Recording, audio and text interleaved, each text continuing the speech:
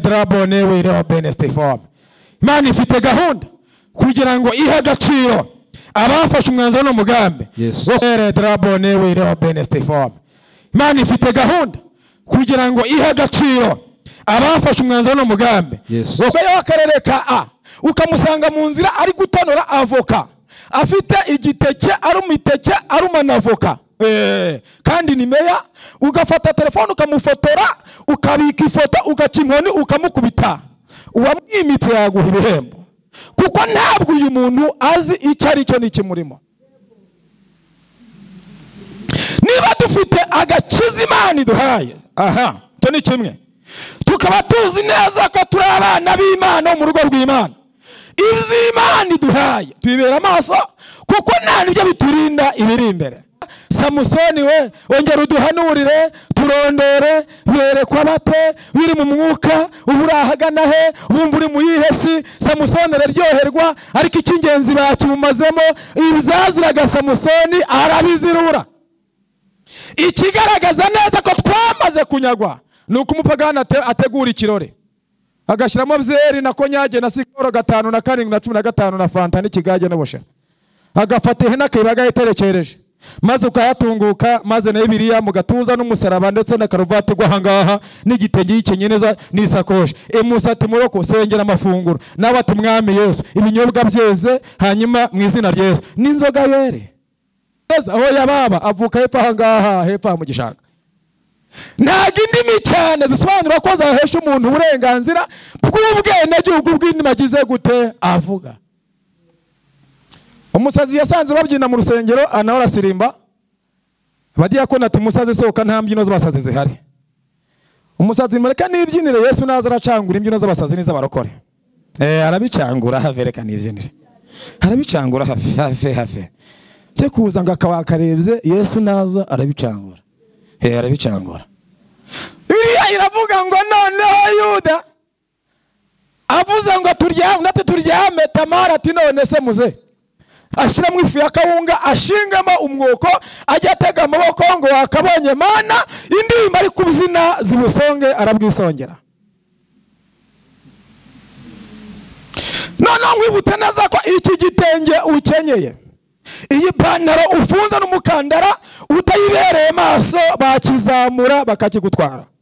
Niba uzi gucunga umwenda wambaye niko utegetswe kurinda agakiza Imana iguhaye. Irembo Ryera TV, Irembo Ryera TV. Imbere yanyu nta nubwo ari n'ubwa nyuma kuva nkihumeka ndacyaza cyane.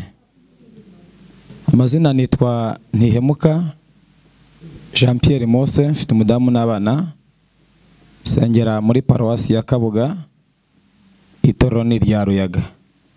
Ibirenze ibyo Imana iduhana umugisha. Dushimiye Imana iduhaye ibihe byiza mu nzu yayo, kandi dushimiye Imana yabazanye mukaza gusenga ariko by'umwihariko mwigiriraga. Buri muntu wese waje imbere y'Imana yigiriraga ni inyungu ze. Imana ihaye umugisha ntabwo iha umugisha abataje, Imana iha umugisha abaje. Kandi cya kabiri umuntu natinya amasengesho ntukamusengeshe ku ngufu kuko ntabwo ikimusengesha ntacyo afite. Nakigira azizana utamuhamagaye. Impamvu turaha nuko ibidusengesha bihari. Ndagira ngo tuganire ku ijambo ry'Imana mu mwanya ngiye kubana namwe hano imbere. Ntabwo ntinda ndacyari mutoya, ntabwo mvuga byinshi ntazasaza nkarambirana. Dusome Itangiriro ibice 38. Turasoma umurongo wa 15 twegere hepfo. Wandika yandike Imigani ibice 26 n'umurongo wa 8. Dukuremo ijambo ry'Imana tuganire. Itangiriro 38 umurongo wa 15 uravuze ngo Yuda amubonye agira ngo ni maraya kuko yari yitwikiriye mu maso atambikira aho ari iruhande rw'inzira. Aramubwira ati ndakwinginze turyamane, kuko yari atazi yuko ari umukazana we. aramusubiza ati nituryamana urampa gisasuro ki? Aramusubiza ati ndakoherereza umwana w'ihene uwo mukumbi. Aramubaza ati urampa ingwate kugeza aho uzamwoherereza? Kuko ntago twaryama gusa nta kintu mpaye. Abagabo Tamara arabazi. Hanyuma 18 nawe aramusubiza ati ndaguha ngwate ki? Aramusubiza ati mpa impeta yawe iriho ikimenyetso n'umugozi wayo n'inkone witwaje. Arabimuha, bararyamana, amutwika inda. Simbuka 24 hashize amezi nk'atatu, babwira Yuda bati Tamara umukazana wawe yarasambanye kandi afite inda y'ubusambanyi. Yuda arababwira ati ni mumusohore mu mutwike. Bakimusohora atuma kuri sebukwe ati nyiri ibi bintu no wantwitse inda, kandi ati ndakwinginze menyera nyiri ibi impeta iriho ikimenyetso n'umugozi n'inkoni. Yuda yemera ko ari ibye, ati andushije gukiranuka kuko ntamuhaye Shera umwana wanjye ntiyongera kuryamana nawe ukundi. Hanyuma usome twitonze nk'abanyamugi Imigani 26 umurongo 8. Haravuze ngo guha umupfapfa icyubahiro ni nko kujugunya isaho y'utubuyenge tw'igiciro kinini ku kirundo cy'amabuye. Nimwakire neza ijambo ry'Imana. Haleluya. Nanone torero reka nongere rimwe. Haleluya. Manuel atuganirije amagambo meza y'ubuhanuzi ku masengesho. Numva nanjye umutima umbyizemo, numva uranyongoreye, numva twabwira Imana ikaduha imbaraga zo kurinda icyo dufite. Hanyuma Imana iduha imbaraga zo kurinda icyo dufite.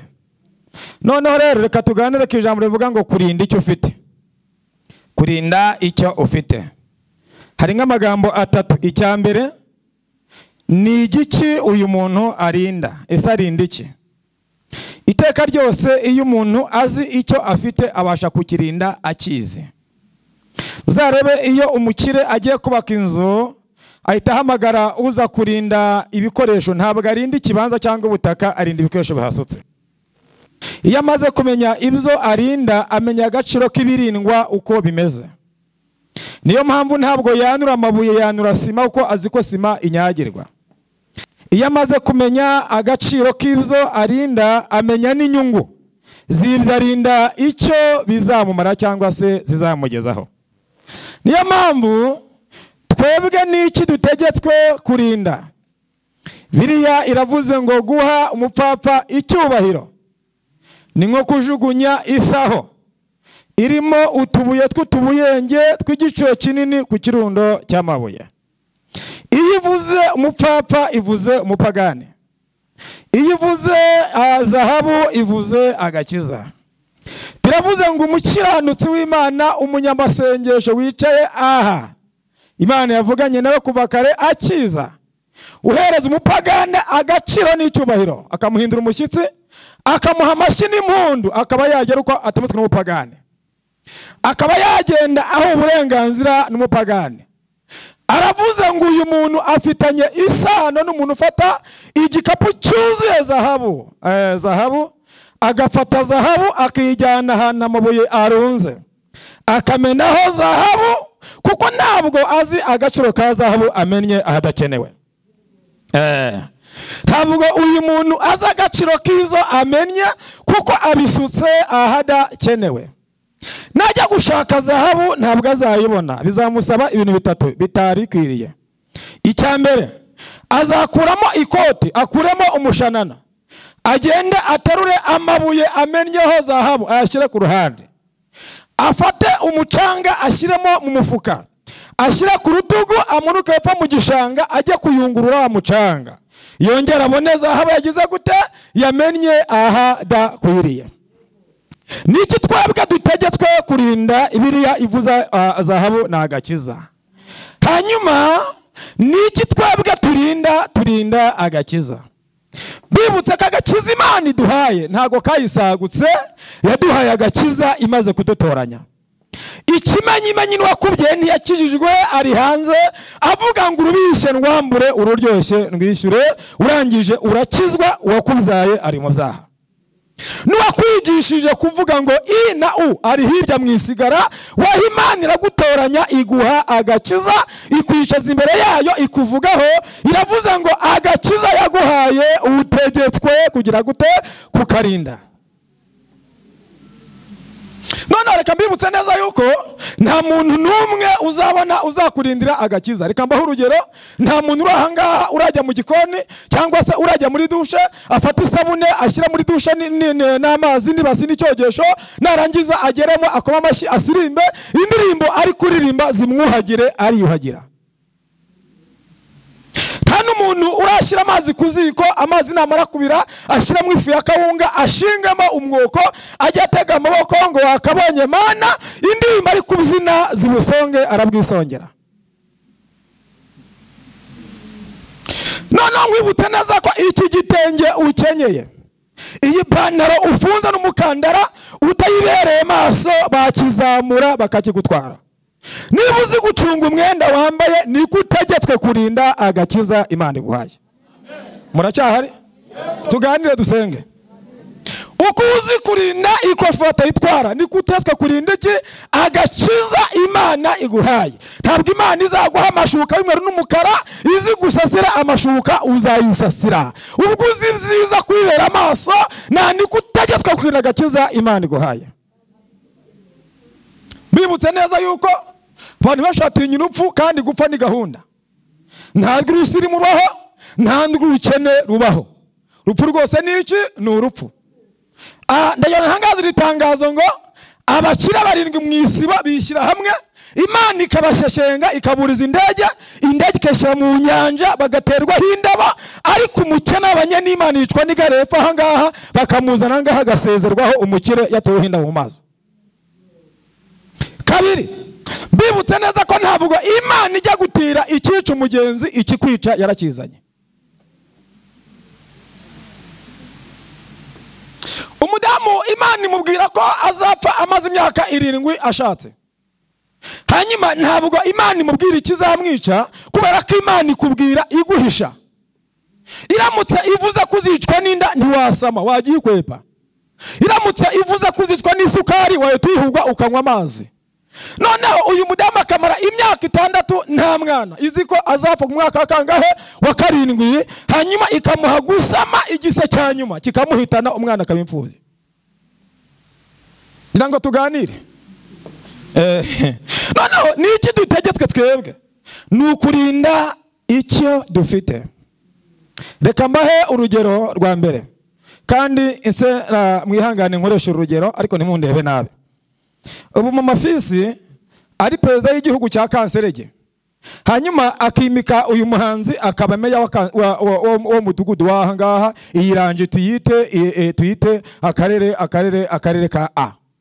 Hanyuma uyu meya w'akarere ka A ukamusanga mu nzira ari gutonora avoka afite igiteke arumiteke arumanavoka kandi ni meya ugafata telefone ukamufotora ukabika ifoto ugaca inkoni ukamukubita uwamwimitse yaguha ibihembo kuko ntabwo uyu muntu azi icyo ari cyo n'ikimurimo.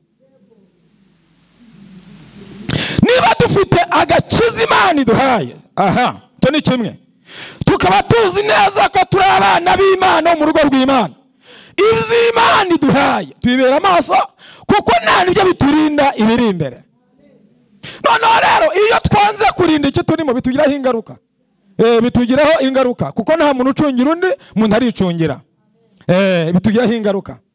Biriya ivuga umugabo bita Yuda itangiriro bice 49 umurongo wa 8 kugera ku 10 havuga kuntu umusaza Israeli ajya gusaza yarahamagaye abana ageze kuri Yuda reka simbuka umwana wa 4 arangije amuha umugisha w'abana bose b'imbere uw'imfura yamuha uruzerero wa 2 n'uwa 3 hanyuma arabirukana inkota ivusha amaraso ageze kuri Yuda ngo mwana wanjye amahanga yose azakubararira bene so bazagucira bugufiya.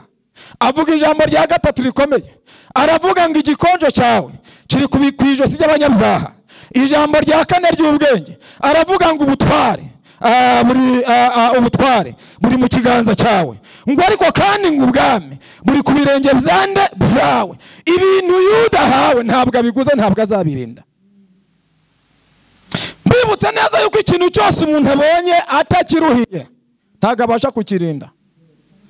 Wamutse ufashe inzu ukayubaka, ukayiha umwana wawe, hanyuma ukamuha inkwano akayirongoramo ndakoye unamukwereye, ntabwo iyi nzu azayiha agaciro, ntazi ukuntu basiza iyi nzu ayisenyesha imisumari, kuko ntabwo azi ukuntu izivuna. Noneho ikintu Yuda abonye, ibyo Yuda ahawe atabiguze, ntabwo azabirinda. Ntumurenganye, ntabwo azi agaciro kabyo. Kandi nturenganye Yuda, mufitanye isano. Impamvu twebwe tuza kurepeta saa 9 abandi batangiye saa 8 nuko twinjiye muri korali nta kiguzi dutanze. Uramutse yavuze kuza muri korali no gusinya sheke ya desamire, wajya uzira kukaguruza yawe. Mpamvu tuza saa 8 twatangiye saa 3 nuko twaje mu rusengero nta butunzi dutanze. Havuga kuza mu rusengero ni ikiguzi cyaje, waza kare ukagaruza yawe. Niyo mpamvu tugeze mu gihe ibintu byose by'Imana twabihindiye iby'ubuntu, umuntu asigaye atesha agaciro agakiza afite, agahaguruka ahangaha akaza hano kurihimba akabeshya n'Imana, akabeshya n'Imana, avuga ubusa, akavuga ngo Imana ishimwe yamuhaye agakiza ku buntu. Reka ikinyoma, ntago agakiza dufite arakubona. Urumva agakiza dufite ari ubuntu. Ninda muntu wari kuza agafata uriya musaza uriya mugabo akamuvanaho byeri, hanyuma akamuzana mu nzu akayigwa yiciye mu rusengero ameze gucya nk'umuntu uri gutera impuhwe, hanyuma saa 8 zagera z'amanywa bakamuha igikoma akajya uhamo saa 8 ahuha nk'abana kuzuba ry'igikatu asukayo, abandi bari muri mitsingi ikonje. Urumva ari amashuri yamuzanye, urumva ari ubwenge bwamuzanye. Ese nuko avuka i Kigali, nuko asengera Kacyiru Mukanserege, niki cyamuzanye kugira ngo uyu muntu yicare ajya afata igikoma ahuhamo byari ni munukira yumva agiye kuruka? Urumva ari amashuri. Ntabwo agakiza dufite ari ubuntu. Birabangwa Imana yijisha uyu mwana wayo wifura, irangije isigarana impeso n'icyubahiro, aragenda ajya kumusaraba, atega imisumari, arakubitwa, arabambwa, turabamburwa kugira ngo turonke agakiza n'amaraso yandi ya Yesu. Iyo uvuze ngo ni ubuntu, usuzuguye waguhaye agakiza. Reka ngubaze, inyanya mwese nimuziha? Ninda muntu urajya kugurisha inyanya za mara yamenetse za didibye agafata indobo ati ngaho jyandira ubuntu, nta runda byinshi. Nushaka kumuha igiceri cy'ijana ariko byitwa ngagurishije make. Urumva agakiza dufite ari agakiza k'ubuntu mama. Impamvu twebwe twinjiye muri mudo gukora ibyaha nuko twakeresheje icyo dufite. Iteka ryose utazi icyo afite ntabwo abasha kukirinda, ahubwo yonone icyaha ari kujya. Haleluya. Katuganire twitonze nk'abanyamugi kugira ngo nimundenganye nturuka mu cyaro. Impamvu twebwe dukora ibyaha imbere y'Imana nuko twamaze gutesha agaciro icyo dufite. Twafashe agakiza nk'inyongezo, tugagafata nk'abakabonye kasagutse, tugafata nk'abakabonye kabuzaho kagwa, turagacereza, dusirimba, dusambana, dusenga turi abagambanyi, tubwiriza turi abagoma, twuzuye igomwa. Icy'Imana iduha turagicereza tukita ubuntu.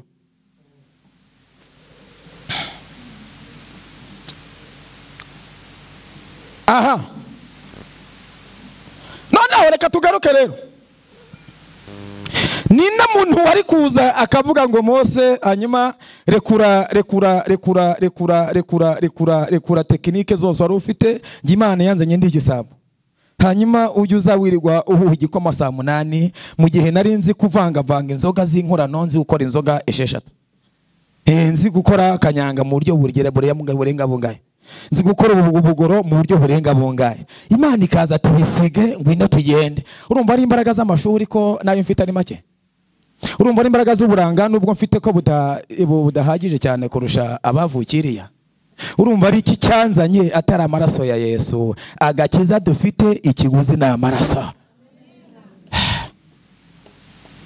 Twibutse neza ko ubu ntabwo Satani ageze ngo mu rusengero rw'abera Imana z'abarwanye, hoya ntabwo yahagera. Icyakora ni kimwe, afite aba agent umwe muri bazagakoresha kugira ngo asoze misiyo ye. aramutse aje mwese mwamukubita agasohoka. Niyo mpamvu muri barindwi bicaye aha araza agaca muri umwe akamwumvisha ijwi ati mwana wanjye dodesha sitire kuriya, dodesha sitire kuriya, akenda kitodesha mu ijwi ryande rya Satani. Yarangiza akaza mu ihema ry'Imana akaza gutambuka azasaba gushima avuga ubusa kugira ngo turebe kuntu yambaye. Bapapa baringe bapapa nk'abaringe bagafata iyo sitire bakajya ku mutayire kora rigasengera ni forume yamara gufata umusanze kajya gushaka sitire ku mutayire bagafata yajwi ry'umwanzi yandi yahaye umwambasaderi we, tukadodesha umwenda wa Satani Imana itarimo. Tukaza tukawamara twaduhimbaza Imana ngo mwamurera Imana itagize gute itaturimo ibirango by'umwanzi biriho. Imbaraga z'Imana nizikorere muri twe Imana, kandi nyir'ubwite yavuze ngo muzashya ibiganza ku barwayi bakire, azi ko hari ibitabo. None izi nkono kwita abantu y'ibitabo na agenda ngo tukademoni ninde abikwigishije? Nyir'ubwite ko yavuze ibiganza. Nyir'ubwite nyir'umunimo bwe yaravuze ngo mbatumye mu isi munkorera umurimo muzashira ibiganza ku barwayi bagira bate bazakira. None ibitabo honda abantu wabyigishijwe nande? Wabyigishijwe nande ra? Wangajwe nande? Uwaguheye igesomo ko gutimagura abantu ibitabo bifitiye umuruho, afite stress nyinshi, aho batahara bazengereje intambara zo mu ngo, imvura zo mu mitima, barashyira n'imvura z'ibitabo bakubita. Ninde wabigutumye? Yesu yavuze ibiganza, ntiyavuze ibitabo. Noneho reka tugaruke rero, Bibiliya iravuze ngo uyu Yuda kimara gusuzugura ikimurimo yavuye muri bene wabo ajya gushaka umugeni mu banyamahanga ku mugabo bitaga Shuwa. Amaze kuzana umugore wa umukobwa we babyarana abana batatu, umwe yitwaga Eri, undi yitwaga Onani, undi yitwaga Shera. Ngo ariko Eri akurira mu nzu y'Imana ari iki? Ari umunyabyaha akora imirimo y'ibyaha mu nzu y'Imana. Ntumurenganye, impamvu ntabwo ari Eri, ni amaraso abiri yahuye. Amaraso ya se amujyana mu nzu y'Imana, ayaho nyina avuka amukoresha ibyaha. Ngo amaze gukura Yuda ajya kumusabira umugeni, mugeni aramuza bitaga Tamari. Amaze kubana na Eri baba mu nzu y'Imana bakora ibyaha. N'ubundi Imana ibonye ko bigeze aha ngaha yegura inyundo irabica, yica Eri.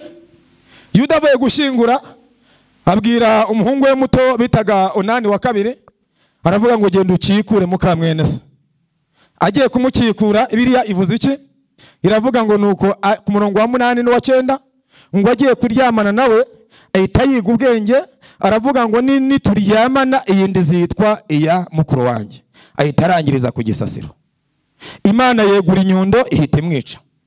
Imaze kumwica kasimbuke, hanyuma Yuda aravuga ngo uyu mugore atera umwaka, imfurangira apfuye, n'undi arapfuye. Kuva apfuye rero reka muhimbire ubwenge. Aravuga ngo Tama genda iwanyu ubaka inzu y'uburushi wamurwa n'ubupfakazi, igihe kizagera Shera nakora mu gushingire agukikure muzabane amahoro. Ariko agira gute? Amushuka. Mudamaji wabo yambura kanzu y'ubupfakazi abayo, cyo kiza kugera Shera arakora ntiyamushingira. Babwira Tamari ko Shera yakuze yaga kumushingira. Igihe kiragera ngo nuko Yuda ahaguruka iwe arazamuka ajya Itimuna mu matungo. Babwira Tamari ati Tama sobukwe aciye aha agiye mu matungo gukemura ubwo yaga matungo. Tamari ati sasa rero yanyimye umuhungu we kugira ngo ancikure, none ngiye gusaza nta mugabo kandi bose barapfuye. Aravuga ngo reka nanjye mufindire ubwenge nimutega umutega akabusimbuka. Imana irabikiri muri we. Nta kindi Satani afite intego imwe y'umutego agutega. Ntabwo agutega iyuva, agutegeye iyujya. Agutegeye iyujya. Wibutse neza ko nta yindi misi afite. Izi ndirimbo turirimba, amashyaka dusenga, batwiciye aha ngaha, hanyuma Imana itakurengeye byagukoraho kuko umwanzi agutegeye imbere. Bibiliya iravuga ngo arangije Yuda avuye mu ntama mu mihema mukumbi. Bibiliya iravuga ngo asanga Tamari yicaye ku marembo, yambura umwambaro w'ubupfakazi, yambara umwenda w'umaraya, yisiga nka maraya, yambara nka maraya, arangije yicara nka maraya, afite uko bicara. Yuda amukubise amaso abona ni maraya. Ati mada turyama, aho twasomye. Tamari ati turyame. reka mbaze ikibazo buri wese akinsubize ku mutima.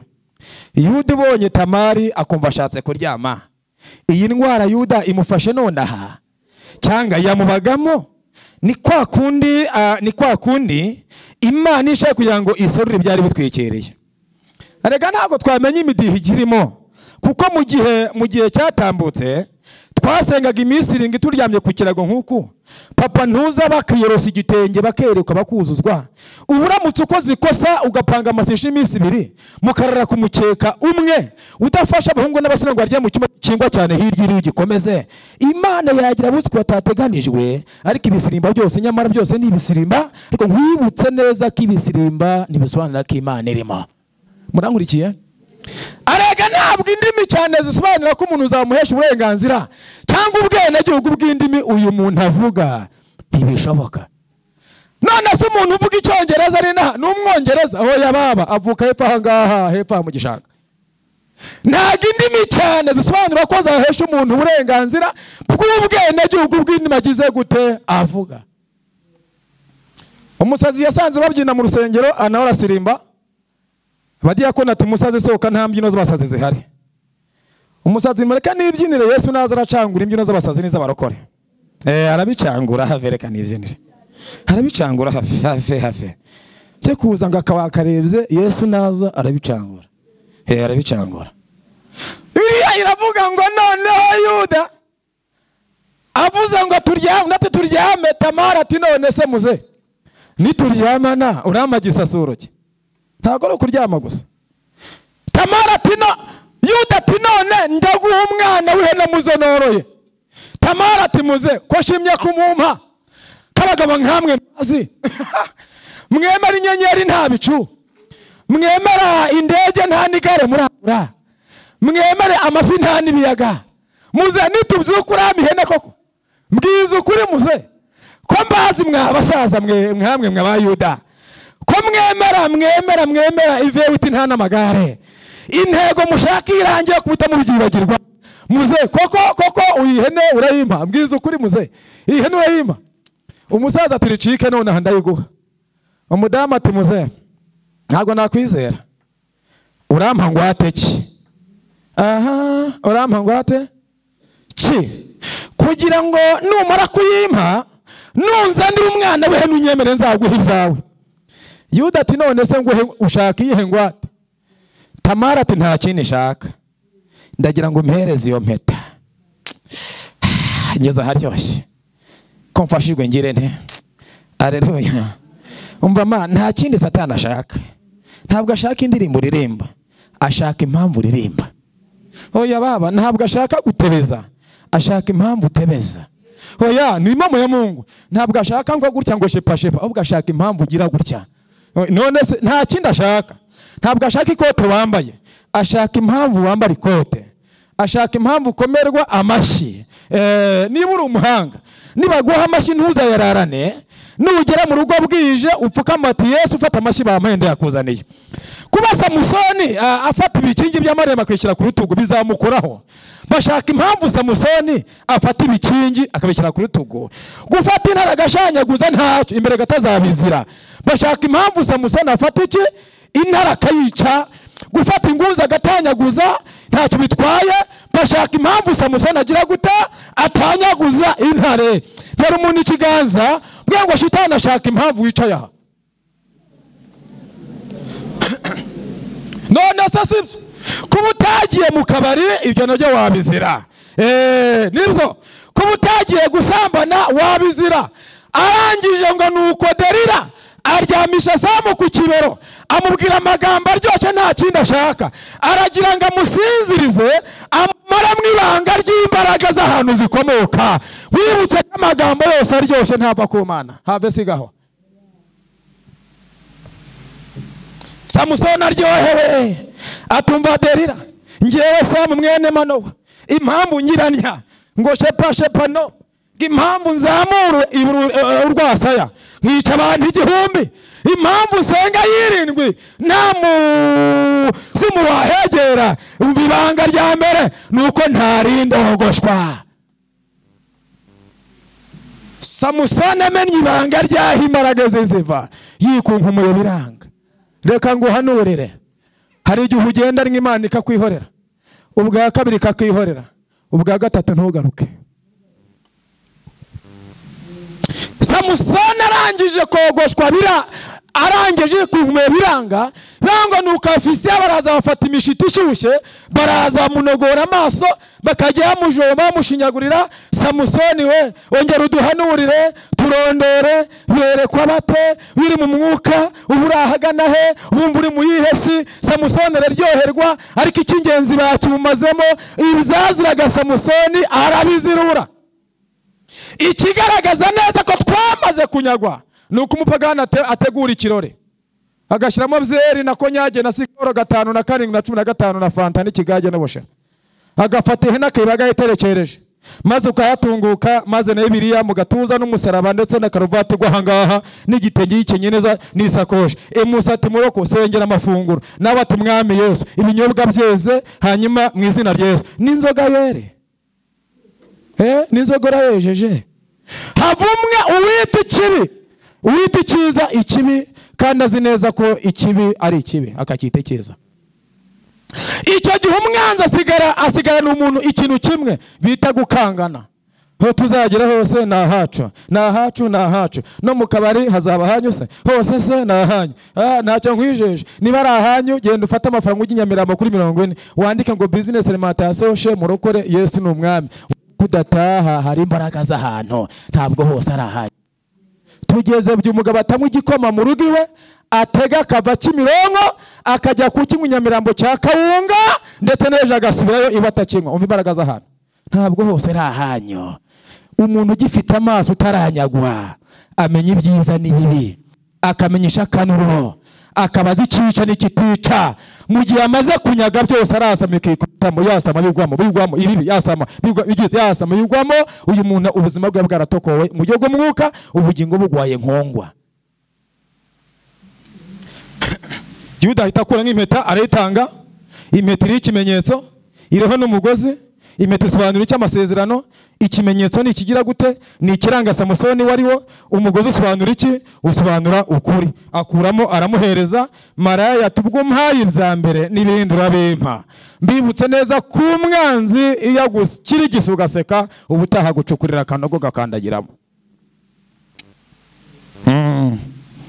Aravuga ngo none muzempa niyo nkoni. Umusaza afata inkoni ati akira, atanga inkoni, atanze ubutware, atanze ubwami, araryama. Maze kuryama arabyutse, asigateye inda Tamara, afata ibyo yambuye arabyirukankana arabihisha. Umva igitangaza gikomeye, nta kindi kintu Satani ashaka ikiguhesha agaciro Imana yaguhaye. Ni igiki rero?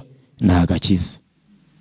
Arangije ngo nuko ashize amezi nk'atatu tukasimbuke, babwira udati Yuda, Tamara mukazana wawe ni indaya butwi, ni umusambanyi karahabutaka. Uzi ko atwite? Kandi ndatwite si umugabo, yaba ari umugabo ye kubyara kera yaranasambanye, maze aranatwita inda n'inkurudorigeza. Tamara inda yatewe ntabwo igeze yihisha, yatewe n'umwami yishyize imbere cyane, ntigeze yitwikira, yari igaragaje imbere cyane. Wayimuteye ni umwami. Arangije ngo Yuda ati ni impamo ya Mungu, shingiye ku Imana yampamagaye, do ku butware mpabwa ni yampamagaye.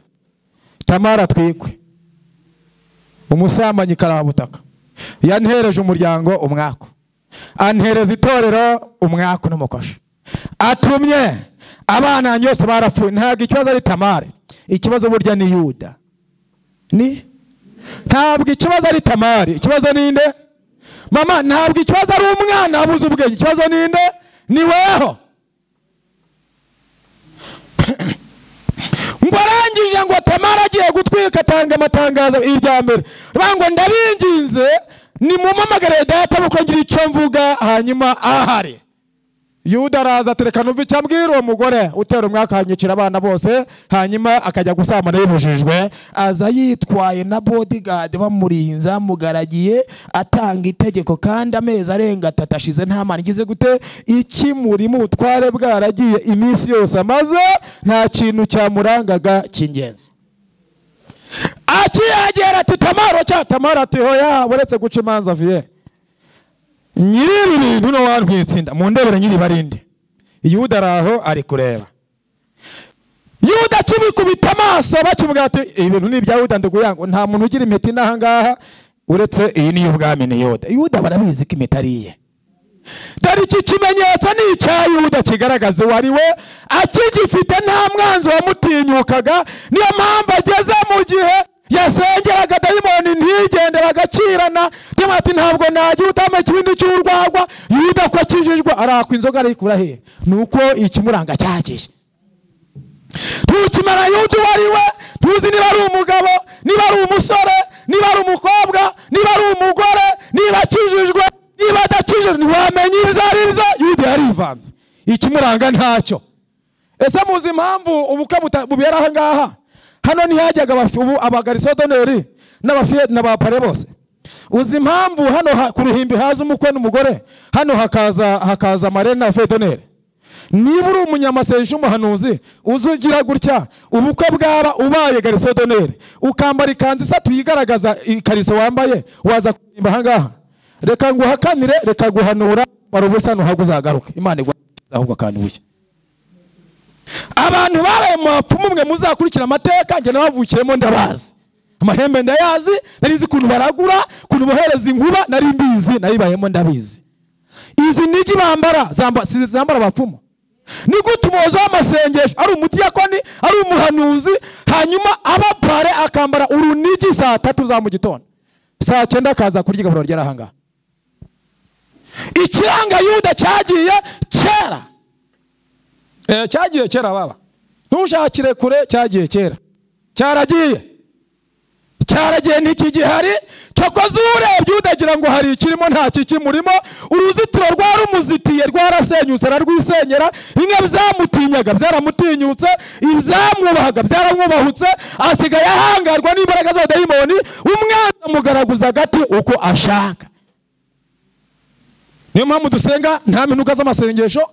Nuko basengera umuntu bakamukandagiraho bakamuhuhaho, hanyuma urukuta rusenyuye, ntacyo amasengesho yakora. Niwe ubwo agomba kugira gute? Kwiyubakiraho rokota. Baravuga ngo dore Yuda ukukuri wa mushumi si ukuri. Yuda amaze iminsi ari mu kinyoma, akigendamo ukuri kwarasigaye kwa Tamari. Tamari ati none rero dore niyi nkoni mu ndebe ari yandi. Bati inkoni y'ubwami ni ya Yuda. Agifite ubutware n'ubwami Yuda yarubahwaga. None dore ubutware bwe n'ubwami bwasigaye kwande? Kwa Tamari maraya. Yuda bikubita amaso, amaze kubireba ntiyavuze ibintu byinshi, Yesu yamanika. Reka manure mu izina rya Yesu mpagaze imbere y'Imana yavuze ndabyumva. Ntabwo Satani agukubitisha inkoni aciye mu ishyamba rya Nyabugogo, agukubitisha inkoni akwambuye. Yes. Iyo akwambuye kwizera niko aguhondesha amatwi akayamena. Iyo akwambuye gukiranuka niko agukubitisha. Iyo akwambuye urukundo nirwo aguhondesha. Tugeze mu gihe yamwe abagenzi urukundo bose duhura mu rusengero rw'Imana, urukundo ararwambura abantu. Niyo mpamvu ntawe ugisura undi, kuko ubonye usirimba hagira ngo niko akijijwe. Kuko tugeze mu rugo twamenye ubuhamya bwa benshi, atwambura urukundo no gusona utamenya ibizabo.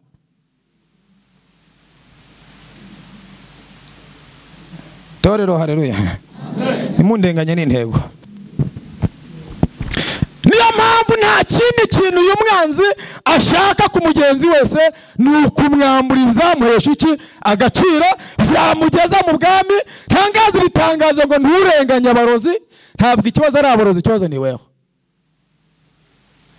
Ntabwo ikibazo ari abarozi, ikibazo ni weho. Ugifite ubutware, yego, ukiriho urukuta, nubwo bahembe yaza arayimpanga akaguhiga ntakubana mu kiganza cy'Imana. Kuko imbaraga z'Imana zikubatseho ntabwo zatuma umurozi aguhangara, ariko rwasenyutse ugerwaho n'ububasha. Reka sinabwe ubushize ku mugabo bitaga Ndenze w'umushumba. Nta mudiyakoni yayoboraga waje ati ndagurira uyu muntu munyicire. Iyo ahagaze ku ruhimbi bingera aha ngaha, ari umudiyakoni mu rusengero. Ariko ntabwo mu rusengero bose barimo, ariko Imana yahamagariye kujya mu ijoro. Hari nk'abantu 5, mvuge mu 3. Wa mbere n'umuntu waje ashaka icyubahiro, azabyigana gishaka cyangwa n'ukunza cyberwa amashyi. Uwa kabiri ni waje afite imyenda ashaka kuyambara, azajya yambara ko nyaha yambarira. Noneho arangije araza, umusaza atera inzuzi, aramushika ntiyashikika. impamvu ya mbere adashikitse nuko uyu mushumba ahantu ahagaze n'ahantu ari urukuta rw'Imana ruracyangwa batseho ntabwo aranyagwa. Hagiye kubona kandi umusaza ari umuhanga yajyaga ajya i Burundi iminota 5 agasiga ubugari bugiye kuziko agasanga butaragera ku nkoko iminota 5 kandi kuva aho ngo kugire Burundi mu Bugarama hasi imodoka yagendaga umunsi wose wo iminota itarenze 5 asanze umutsima utarashye ashyira kantu kigonze mu mbehe amazi aratogota ndenzaho ahagara ku ruhimbi yaburaga ahantu bitaga mu Ityazo ahagara ku ruhimbi ameze gutya hanyuma agoswe n'umukororomza harimo umururu uzamuka umusaza aravuga ngo mumuvuze ntabwo uriya muntu uzamushobora kuko afite undi murozi ajya gucishaho undusha imbaraga. Hari izindi mbaraga zimugose zimuzengurukije kugira ngo uzamushoborekere kubanje kumenya ahantu ajya kugira gute ajya gucisha imbaraga. Bivuze iki rero? Umuntu ugifite ubutware ugifite ukuri utaranyagwa nka Yuda niyo amahembe yaza ari impanga ntabwo amubona mu kiganza cy'Imana kuko imbaraga zimurinze zimurwanira atabigeze mu ruhare. Yuda kimara kunyagwa izamutinyaga byose byaratinyutse ibizango byose byaramwubahutse asigara agenda ameze nk'abandi. Yuda amaze kwakira ibyo yanyazwe ijambo rya mbere natinye Yuda yise avuga ngo ni mumurekabeho yanduje gukiranuka ntabwo namuhaye shera.